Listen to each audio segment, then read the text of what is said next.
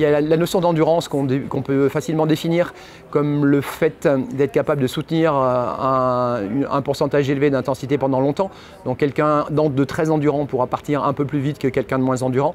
Mais en gros, pour faire simple, si on connaît sa fréquence cardiaque maxi, donc pas les 220 moins l'âge, mais c'est bien celle qu'on a mesurée sur le terrain, et qu'on prend 80% de cette fréquence cardiaque maxi sur un départ du TMB, en général, on n'est pas trop mal.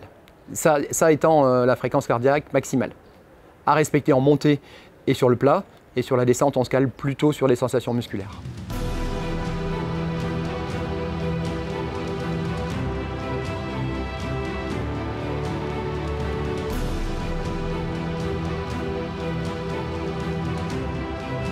Quand je suis sur une côte, un bout de côte en début de course, il n'y a vraiment aucun souci de se mettre à marcher et de laisser passer une cinquantaine de coureurs. Le classement, il ne se fait pas à Saint-Gervais, il ne se fait pas au Chapieux, il se fait à Chamonix.